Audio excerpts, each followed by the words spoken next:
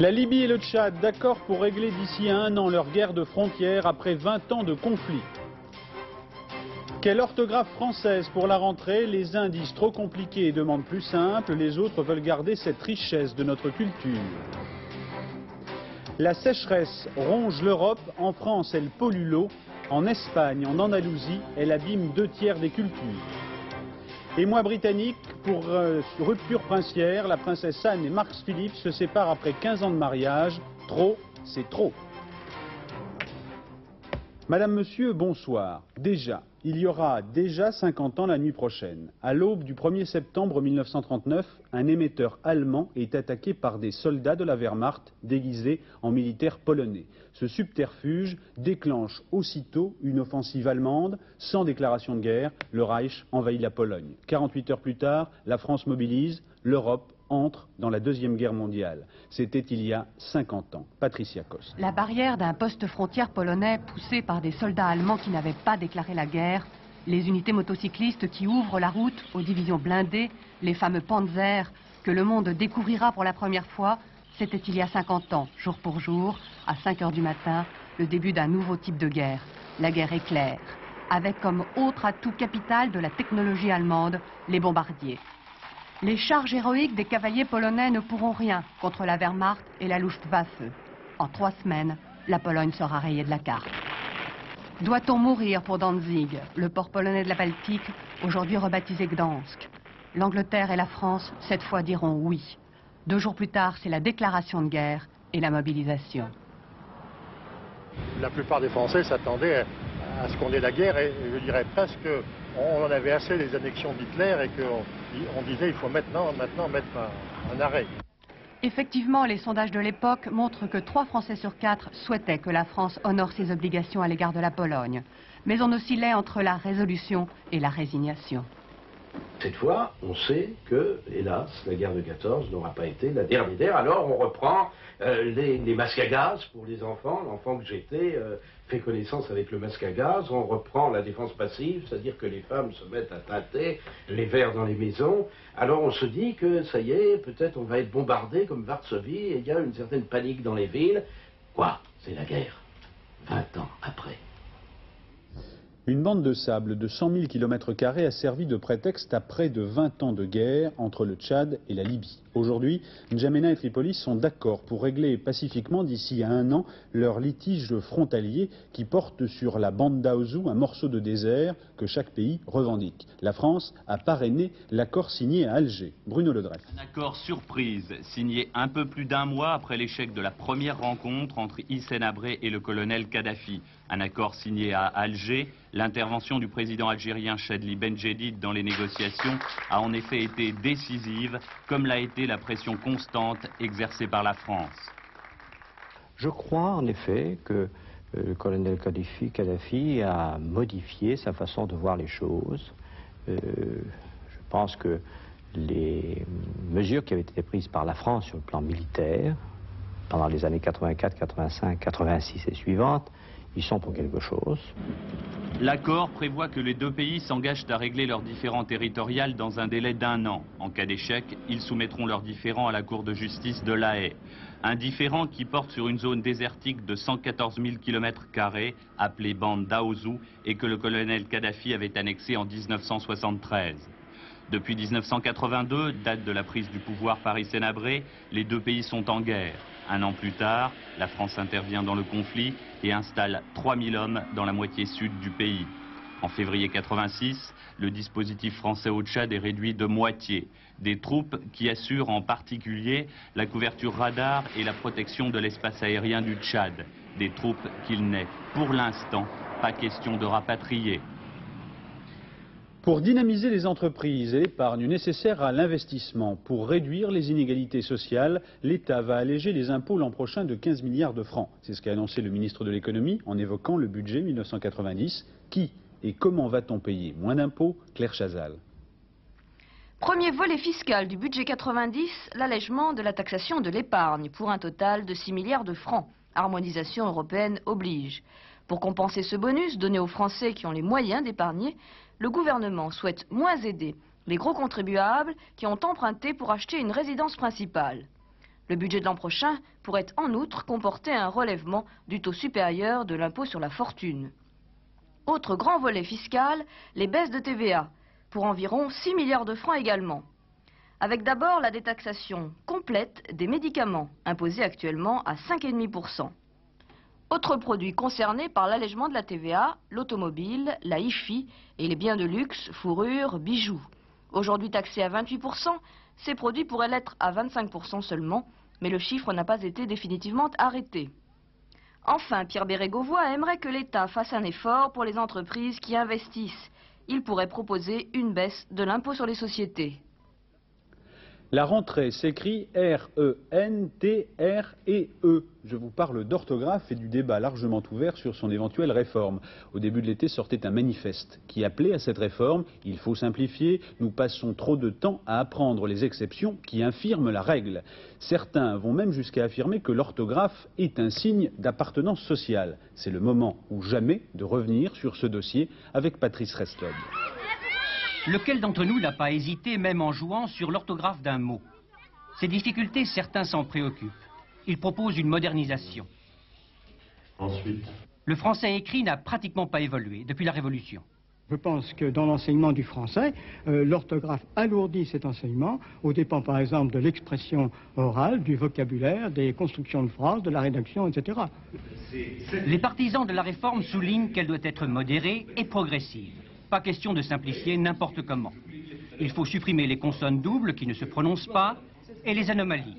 Par exemple, porte-monnaie prend un trait d'union, portefeuille n'en a pas. Beaucoup d'accents circonflexes ne servent à rien. Et dans les fourmilles, fourmille dans la fourmilière, fourmille prend 2 ailes, fourmilière un seul. Évidemment, au premier chef, les instituteurs sont concernés par ce débat. Puisqu'en fait, ceux qui maîtrisent mieux l'orthographe que les autres établissent une sorte de hiérarchie. Et en tout cas, ceux qui savent qu'ils ont une orthographe maladroite se sentent très dévalorisés et sont très dévalorisés socialement. 90% des instituteurs sont favorables à une telle réforme, mais un Français sur 2 considère que c'est inutile. Parmi eux, un grand nombre d'écrivains. Moi, j'aime m'amuser avec les mots, j'aime étudier les mots. Je ne suis pas maître de mon langage, je ne suis pas maître de mon style, mais justement, j'essaye de le forger. Et si on le simplifie trop, ça change complètement et mes habitudes, et la sonorité, et la musique de la langue. Dévoré par la curiosité, dévoré par la curiosité. Pour ou contre une simplification, le débat reste ouvert. Au-delà de la querelle, la dictée aura toujours des embûches. Dans le cas d'une réforme, l'arrêté, avec ou sans accent circonflexe, dépend des pouvoirs publics. Mais n'est-ce pas en fin de compte l'usage qui aura raison de l'orthographe? Dans les avis, on retiendra celui de Bernard Pivot sur le thème « Il faut bien dépoussiérer » et celui de Lionel Jospin, concerné et accent aigu, à juste titre de ministre de l'Éducation. Lionel Jospin dit « Il faut éviter l'absurde tout en restant prudent ». Point final. François Léotard a planché aujourd'hui devant les jeunes démocrates sociaux réunis à Ramatuelle pour leur université d'été. Au centriste, il propose un nouveau contrat. Avec le RPR, il veut construire une maison commune. Olivier Lerner. Je regardais pas, il y a quelqu'un qui passait avec une voiture et je me suis tout pété. Avec François Léotard, il ne faut pas confondre bras cassés et peau cassée. La cohabitation, les présidentielles, l'ouverture, ces 3 chocs ont brouillé peu à peu Pierre Méhaignerie et François Léotard. La fracture a été évitée de peu, mais aujourd'hui, les articulations de l'UDF sont en pleine rééducation. Moi, je propose qu'on arrête le temps des vacheries pour se mettre au travail. Alors vous êtes prêt à enterrer la hache de guerre avec le Parti républicain? Moi, toujours. Je veux construire, et j'ai toujours dit construire des ponts, c'est ma passion. L'occasion est trop belle pour François Léotard, lui qui ne demande qu'à devenir le moteur d'une UDF fissurée. Il brigue la présidence du groupe à l'Assemblée nationale, il renoue ses contacts avec le CDS et il lance l'idée d'une maison commune UDF-RPR.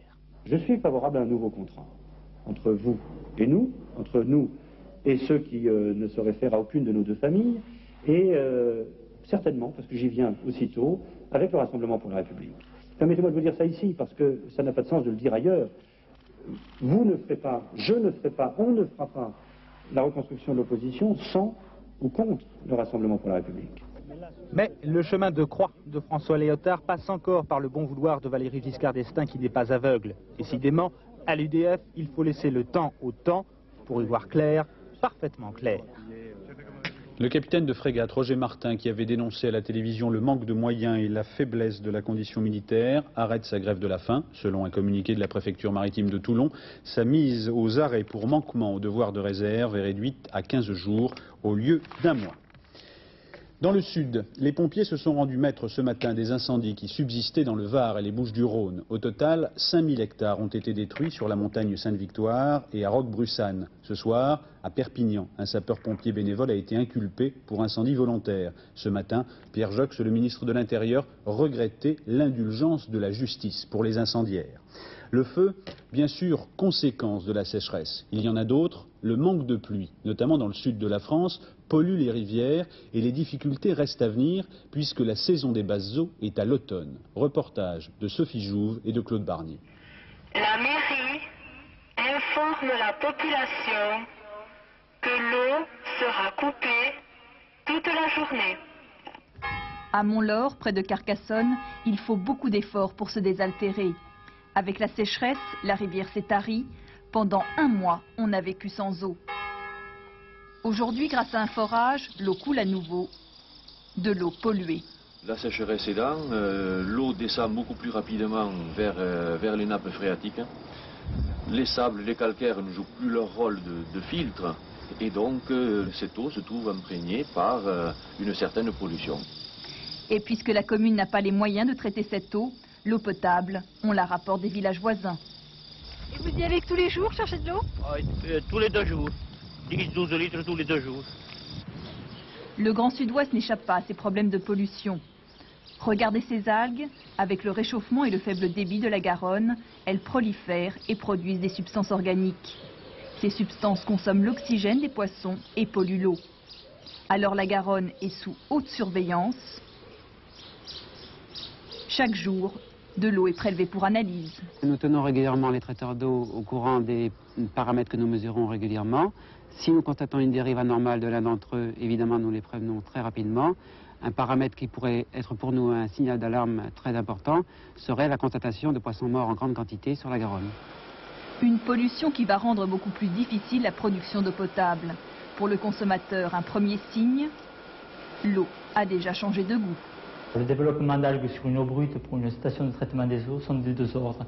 Ça nous colmate les filtres, donc ça nous bouche tous les filtres beaucoup plus rapidement. Et ensuite, il faut tuer toutes ces algues, donc on est obligé d'utiliser de l'ozone et du chlore en plus grande quantité pour pouvoir les détruire. Pas de gros problèmes pour l'instant pour l'alimentation en eau potable des populations, mais avec l'automne, saison des basses eaux, la pollution pourrait devenir menaçante. L'Europe est également touchée. En Italie, les incendies ont déjà ravagé 50 000 hectares de forêt. C'est une année catastrophe. En Espagne, c'est la pire sécheresse depuis 50 ans. En Andalousie, par exemple, les 2/3 des surfaces cultivées sont rongées par le manque d'eau. Illustration avec ce reportage de Véronique Tavot et de Daniel Lévy. Chaleur torride, ciel sans nuages, depuis 5 mois. Pas une goutte de pluie sur l'Andalousie.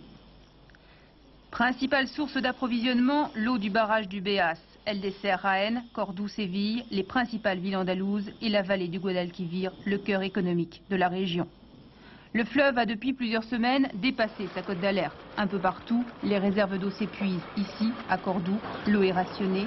Certaines zones sont approvisionnées par citernes. Pour l'agriculture, une véritable catastrophe. 85% de la culture du coton est d'ores et déjà perdue. Depuis 2 semaines, interdiction formelle d'irriguer. Catastrophe également pour le maïs, la principale culture andalouse. Le maïs grillé sur pied, faute d'arrosage, pour les agriculteurs, une récolte perdue. Une récolte qu'ils brûlent, impuissants.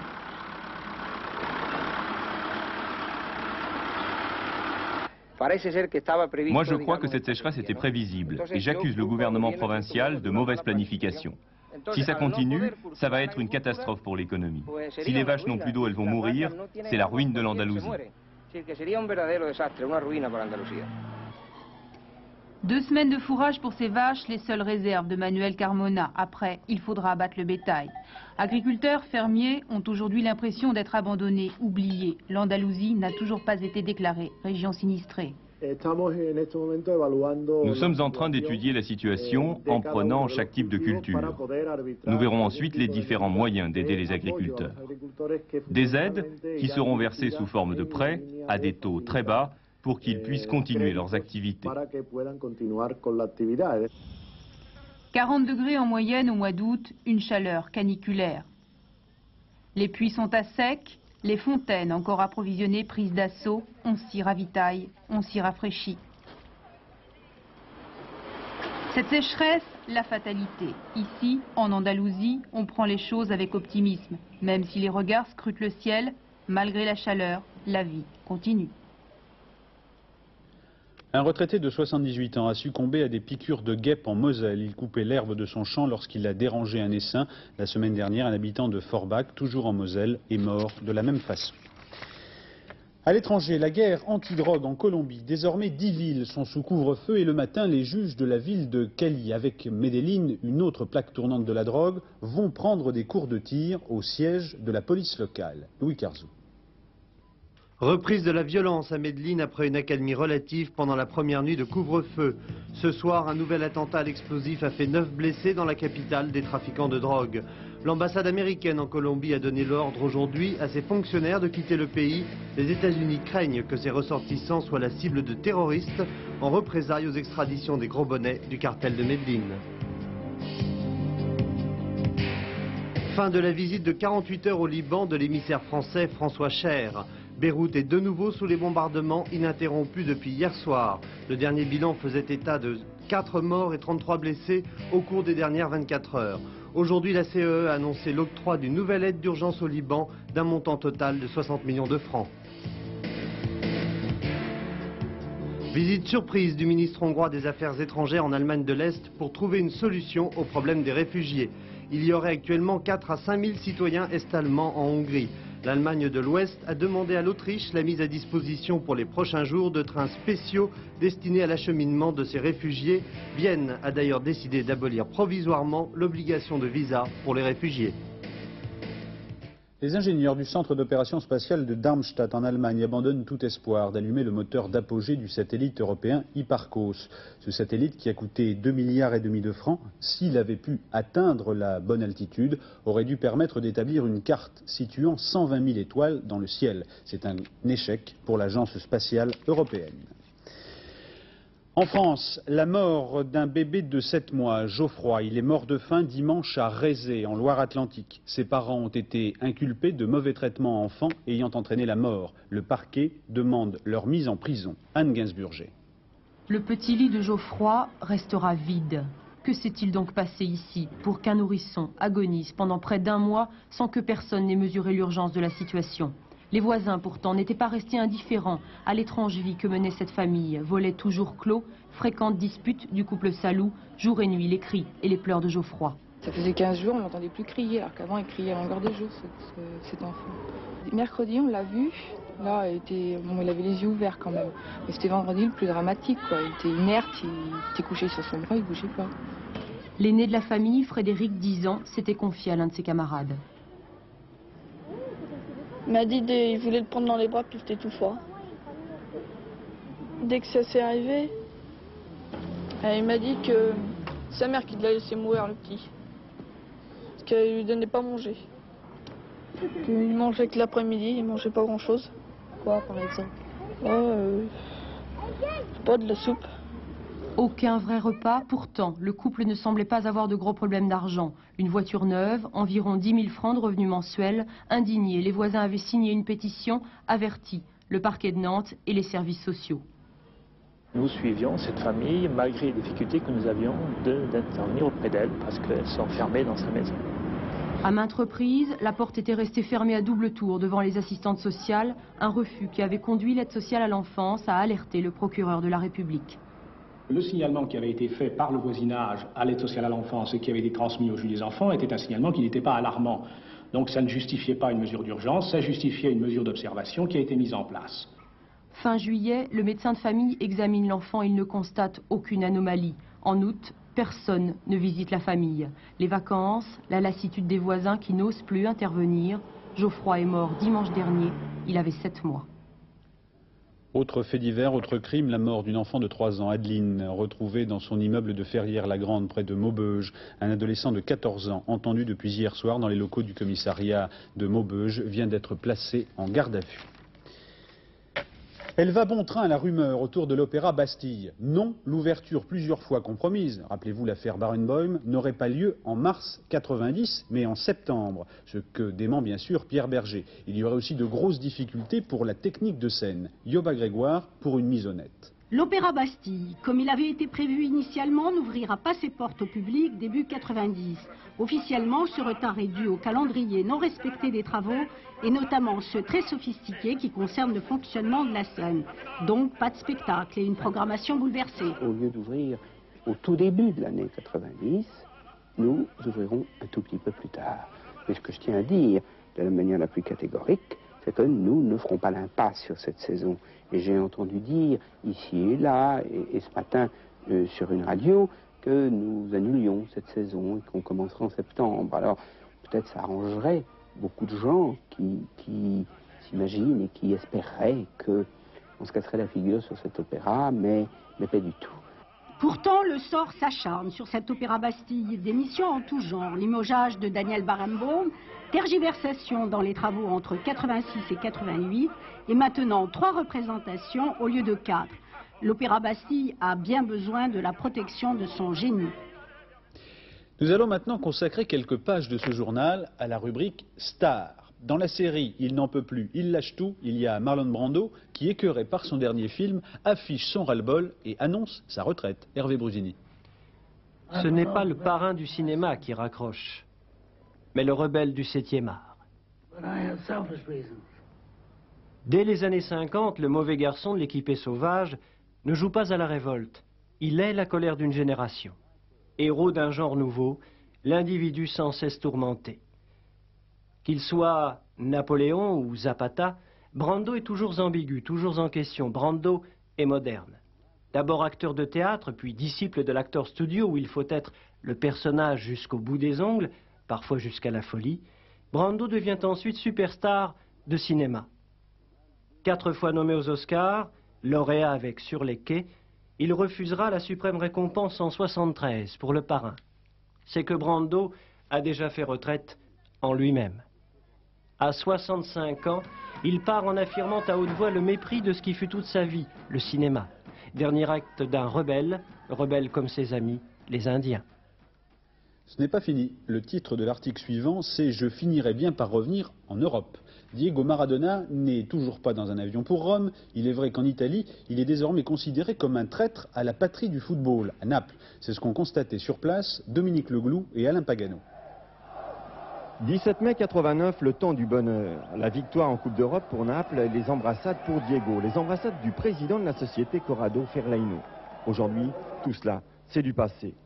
Le club attend le retour de l'idole capricieuse demain pour se prononcer sur son sort. En attendant, M. Moggi, le porte-parole, est muet. Pourtant, on murmure au premier étage du club que Naples est prêt à toutes les sanctions à l'égard de Diego Maradona, y compris l'empêcher de jouer le prochain mondial. En attendant, en revanche, du côté de la rue, alors là, on s'impatiente et on devient très sévère. Un homme de 30 ans avec la cervelle d'un bambin de 3 ans. Il est fini. Même pour le mondial, il est fini. Possible qu'il reste. Mais quel ingrat. Et dire que Naples lui a tout donné. En déclarant vouloir casser son contrat, Maradona oblige le club à négocier un éventuel départ. Seule façon pour ce club de ne pas perdre la face, en plus des 80 millions de francs du contrat et de 25 000 spectateurs qui ne se sont pas réabonnés. Pour Diego le rebelle, Naples n'est plus un royaume. Seule perspective pour lui, l'exil, vers pourquoi pas un autre port de la Méditerranée, le 3e après Barcelone et Naples. Je vous laisse deviner. Bon, moi je ne vous laisse pas deviner, il pourrait bien sûr s'agir de Marseille. Là vous l'avez deviné. L'hypothèse vaut toujours. Antenne 2 peut vous révéler, de sources sûres, qu'il y a 10 jours, Maradona a passé 3 jours en Méditerranée sur le bateau de Bernard Tapie. Bien plus, ce soir, son intermédiaire français annonce à 90% sa venue sur la Canebière. Écoutez. Un programme qu'on a monté avec Diego, avec l'accord de Diego à partir du 5 juin dernier. Et Diego a tout fait et a continué à faire ce qu'il avait prévu depuis le départ, ce qui était prévu depuis le départ. Alors, une date sur la venue éventuelle de Maradona sur la Canebière et au Stade de l'Odrome? Le plus vite possible, sauf que maintenant il reste les problèmes juridiques au club, avec le club de Naples surtout. Mais je pense que la mise en forme de Diego n'a rien à voir avec tout ça. Il est en forme, il est entraîné. On a dit qu'il avait pris 13 kilos, c'est pas vrai, il a pris 1,2 kg. Mais enfin, il s'entraîne, il est en forme. Mais je pense que dans le mois de septembre. La suite demain. Enfin, un must. Nous avons appris dans la journée que la reine d'Angleterre était évidemment attristée par l'annonce de la séparation de la princesse Anne et de son époux, le capitaine Mark Phillips. À Buckingham, on ne parle pas de divorce, mais de rupture d'un commun accord. Il y a là, au minimum, matière à commentaire. Ce qui valait bien, c'est la moindre des choses, la complicité de Frédéric Mitterrand. Pleurez, pleurez, my ladies et my lords. Ces images ne sont plus qu'un souvenir. La princesse Anne et Mark Phillips se séparent. Beau gosse, miraculeusement sorti indemne des viriles effusions du système scolaire britannique, Mark Phillips avait pourtant tout pour plaire à la famille royale et à son épouse, et notamment l'amour des chevaux. Il n'est pas absolument certain que l'un de ces aimables équidés eût été admis jusque dans la chambre nuptiale, mais leur présence a constamment rythmé le galop des sentiments du jeune couple. Couronné par la naissance des 2 premiers petits-enfants de la reine, Peter et Zara. Il est vrai qu'en comparaison du caractère de la princesse Anne, Margaret Thatcher pourrait passer pour Dorothée. Forte intelligente, très organisée et courageuse, mais aimable comme un coup de trick, la fille aînée de la reine s'occupe fort bien de la couronne et des enfants démunis et s'ennuie dans la routine matrimoniale. Si vous ajoutez à cela qu'on bute dans les couloirs de Buckingham sur de sémillants jeunes aides de camp qui ne demandent qu'à faire plaisir, que Pamela, la soyeuse torpille indienne téléguidée par Kadhafi dans les salons de la gentry, s'intéresse précisément beaucoup aux diverses prouesses sportives de Mark Phillips, que tout le monde s'écrie énormément et que de bonnes âmes se font un plaisir d'ouvrir les tiroirs sur les bureaux même des rédactions d'une presse affriolée, vous comprendrez qu'il fallait bien trouver une solution à tout ce fog amoureux. Mais n'essayez pas d'en savoir plus. La reine est d'une humeur de corgi, Mark Phillips est enfermé dans ses écuries avec une fièvre de cheval, et la princesse Anne est à Belize. Ne cherchez pas sur un atlas. En somme, c'est le plus loin possible. Quelle royale vie. Il y avait des courses à Deauville cet après-midi. Voici les rapports et les combinaisons gagnantes dans le tiercé. 11, 14, 15, dans l'ordre 1952 francs et 50 centimes, dans un ordre différent, 390 francs et 50 centimes pour 5 francs. Le quartet, 11, 14, 15, 16, 8058 francs dans l'ordre, pour 5 francs dans un ordre différent, 671 francs et 50 centimes. Il est 20h28 dans un instant. Rendez-vous avec la météo. Laurent Cabrol, dernier journal avec Henri Sagnier. Demain 13h, William Emergy. À demain 20h. Excellente soirée à tous sur Antenne 2.